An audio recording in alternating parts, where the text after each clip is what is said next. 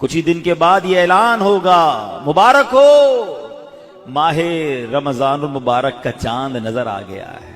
क्या आप जानते हैं रमजान मुबारक कितना अजीम महीना है? जी हाँ, वो महीना तशरीफ ला रहा है जिसे हदीस पाक में सैयदुश्शहूर यानी तमाम महीनों का सरदार कहा गया। वो मुबारक महीना आ रहा है कि उसकी पहली रात से आसमानों के दरवाजे खोल दिए जाएंगे, फिर आखिरी रात तक, लास्ट नाइट तक वो दरवाजे बंद नहीं होंगे।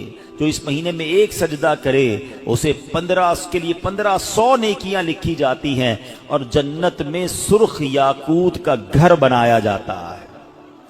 अल्लाह अकबर, समझ आ रही है बात? एक सजदे पर 1500 नेकियां और एक ही सजदे पर सुर्ख याकूत का जन्नत में घर। अब सोचें जो नफल पढ़ते हैं, जो पूरी तरावी पढ़ते हैं, हर सजदे पर क्या कुछ हासिल कर रहे हैं। उन्हें सोचना चाहिए जो तरावी में सुस्ती कर जाते हैं, नवाफिल में सुस्ती करते हैं।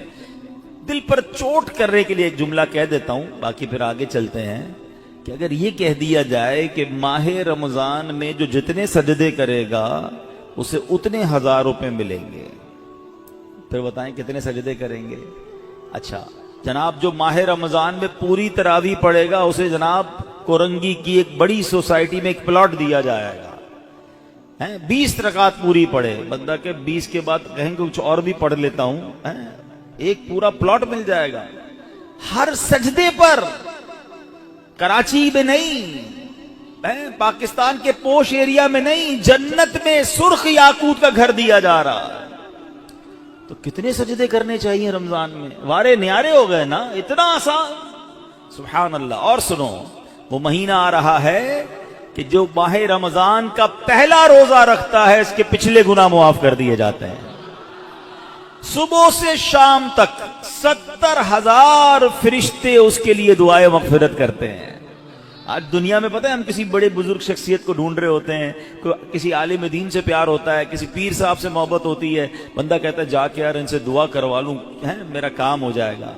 अल्लाह के फरिश्ते, और वो भी कितने, 70,000 सुबह से शाम तक रोजादार के लिए दुआएं कर रहे हैं। सुभान अल्लाह, जिसमें नफल का सवाब फर्ज के बराबर, फर्ज का सवाब 70 गुना बढ़ा दिया जाएगा। रमजान मुबारक की जब पहली रात आती है, अल्लाह पाक इस उम्मत की तरफ नजर रहमत फरमाता है, और जिस पर अल्लाह नजर रहमत फरमाए उसे कभी अजाब ना देगा। इससे क्या पता चल रहा है? 2-3 बातें आ गई हैं कि पहली रात बड़ी इंपॉर्टेंट है, आखिरी रात तो है ही इंपॉर्टेंट, वो बाद में बताऊंगा, मगर चूंकि अभी पहली रात आने वाली है ना, first night of Ramzan is very important. आपने सुना उस रात हमें ये 2 रकतें पढ़नी है, फिर फरमाया इस रात अल्लाह जिस पर नजर रहमत फरमाएगा उस पर कभी अजाब नहीं होगा।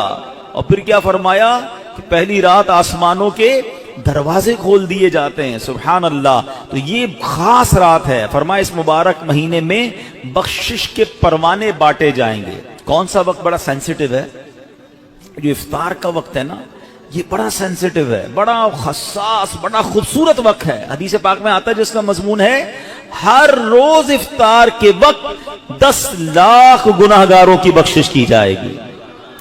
और इस मुबारक महीने में जब जुमे आएगा ना, रमजान में जितने जुमे होंगे, फरमाया तब तो वारे न्यारे हो जाएंगे।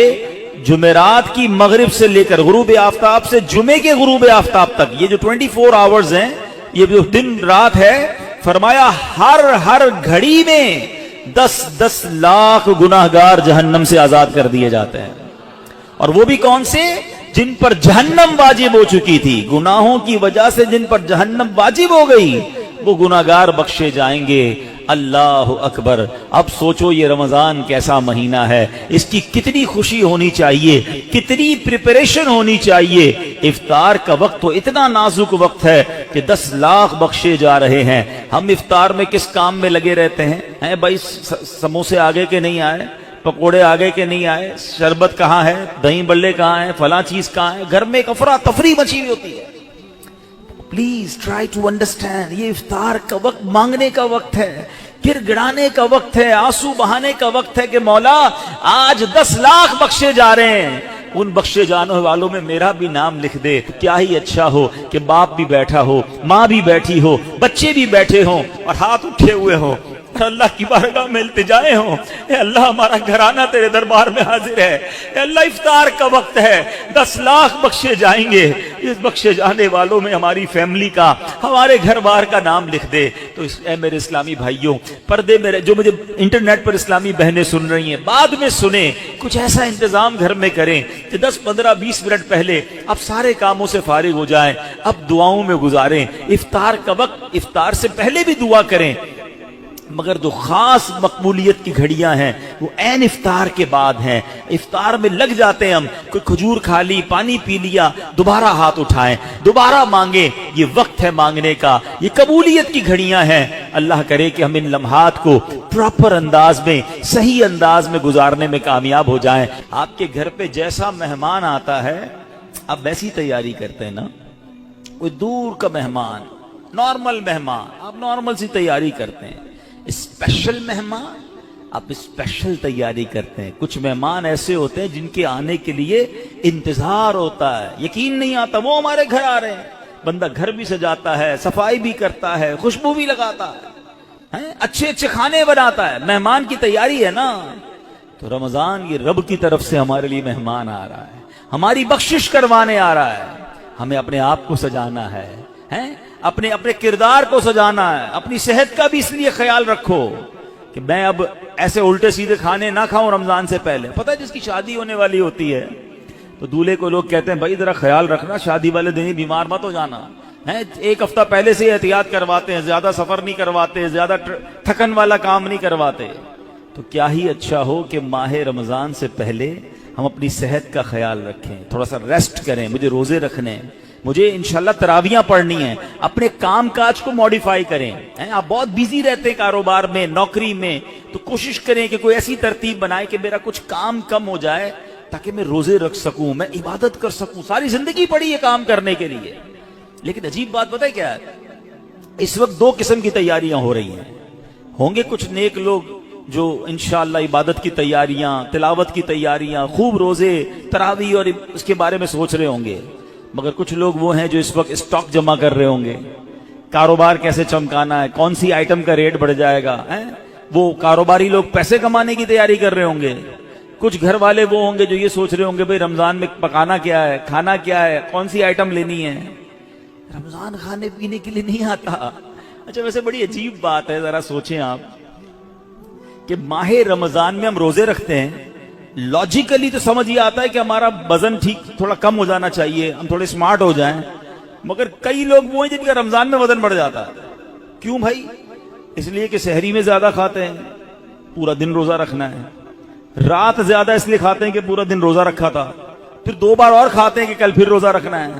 تو عام دنوں میں 2 بار کھاتے ہیں، رمضان میں 4-5 بار کھاتے ہیں، اور وہ کھاتے ہیں جو نہیں کھانا چاہیے۔ پورا سال جو چیز نہیں کھاتے وہ رمضان میں کھاتے ہیں، پھر موٹے ہو جاتے ہیں، طبیعت خراب ہو جاتی ہے، گلے خراب ہو جاتے ہیں۔ نہیں، ماہ رمضان تو کم کھانے کا مہینہ ہے، فریش ہونے کا مہینہ ہے۔ لیکن ہمارے یہاں تو فیسٹیول، اگر میں کہوں کسی کو کہ کسی غیر مسلم کو اگر رمضان میں دورہ کرا دیا جائے پاکستان کے مختلف شہروں کا اور کہیں بتاؤ کیا آپ نے دیکھا، تو کہے گا لگتا ہے مسلمانوں کا کوئی کھانے پینے کا تہوار آ رہا ہے، کہ میں جس مٹھائی کی دکان پہ گیا وہ رش تھا، جس پکوڑے کی دکان پہ گیا وہ لائنیں لگی ہوئی تھی افطار سے پہلے، اور بورڈ لگے ہوئے تھے سحری آفر، افطار آفر، تو لگتا ہے مسلمانوں کا کوئی کھانے پینے کا سالانہ تہوار آتا ہے۔ کتنی عجیب بات ہے یار، جس مہینے میں پورا دن کھانے پینے سے رکنا ہے، اس مہینے میں سارا دن رات کھانے پینے کی باتیں ہو رہی ہوتی ہیں۔ مجھے بتائیں نا، ہم دوست آپس میں ملتے کیا بات کرتے ہیں؟ یار سناؤ آج سحری کہاں کرنی ہے، اچھا بھائی افطار کہاں کرنا ہے، رات کدھر چلنا ہے کھانے کے لیے۔ ارے بھائی یہ بات کون کرے گا؟ تراویح کدھر پڑھنی ہے، آج تلاوت کدھر کرنی ہے، تہجد کہاں پڑھنی ہے، علم دین کی محفل کدھر سجی ہوئی ہے، ذکر و اذکار میں آج بیٹھ کے کدھر کرنا ہے، آج مل کے اللہ کی بارگاہ میں گر گڑا کر دعائیں کہاں کرنی، یہ گفتگو کیوں نہیں ہوتی؟ ماہ رمضان تو نیکیوں کا اجر بڑھا دیا گیا، مگر دماغ میں ایک ہی بات گھوم رہی ہوتی ہے، یا دوسری آج کل کھیل کود شروع ہو گیا رمضان میں۔ ایسا نہ کریں۔ ماہ رمضان کے کیسے کیسے فضائل ہیں ذرا سنیے گا۔ معراج شریف کی روایات میں ہے، معراج کے دولہ مکی مدنی مصطفیٰ صلی اللہ تعالی علیہ وسلم نے سدرۃ المنتہا کے قریب ایک فرشتہ دیکھا۔ آپ فرماتے لم ار مثلہ، یعنی ایسا نرالا فرشتہ میں نے کبھی نہیں دیکھا۔ نبی پاک فرما رہے تو آپ فرماتے ہیں کہ میں نے ایسا نرالا فرشتہ تو کبھی نہیں دیکھا تھا. یہ جب تسبیح کرتا تھا تو اس کی ایسی خوبصورت آواز تھی کہ اس آواز سے عرش بھی جھوم اٹھتا تھا. میں نے جبرائیل سے پوچھا ایو خلقی ھذا، اے جبرائیل یہ کون سی مخلوق ہے؟ عرض کی حضور یہ ایک فرشتہ ہے جو حضرت آدم علیہ السلام سے 2000 سال پہلے پیدا کیا گیا تھا. میں نے پوچھا اس سے پہلے یہ کہاں تھا؟ عرض کیا اللہ پاک نے عرش کے نیچے جنت میں ایک جگہ بنائی ہے، یہ وہیں ہوتا ہے. حضور آج آپ کے دیدار کے لیے حاضر ہوا ہے. کیا شان ہے میرے آقا کی، ہر کوئی فدا ہے بن دیکھے، دیدار کا عالم کیا ہوگا. ارے فرشتہ بھی میرے آقا کے دیدار کا تمنائی ہے. جبریل امین کہتے حضور آج آپ کے دیدار کے لیے حاضر ہوا ہے. مکی مدنی سلطان صلی اللہ تعالی علیہ وسلم فرماتے ہیں کہ اب نبی پاک علیہ الصلوۃ والسلام نے اس فرشتے سے ایک بڑا کمال کا سوال کیا. ذرا سنیے گا، آپ کا ایمان تازہ ہو جائے گا. پیارے آقا علیہ الصلوۃ والسلام نے اس فرشتے کو سلام کیا تو وہ تسبیح میں مصروف تھا، اللہ پاک کی تسبیح میں مصروف تھا، اسے سلام سنائی نہ دیا. اب جبریل امین نے اسے کہا ھذا محمد صلی اللہ علیہ وسلم، یہ محبوب خدا جناب رسول اللہ صلی اللہ علیہ وسلم ہے. جب اس نے سنا تو خوشی سے اپنے 2 سبز پر پھیلائے. یہ اتنے بڑے پر تھے جنہوں نے آسمانوں اور زمین کو گھیر لیا. اب اس نے مجھے نبی پاک فرماتے ہیں مجھ سے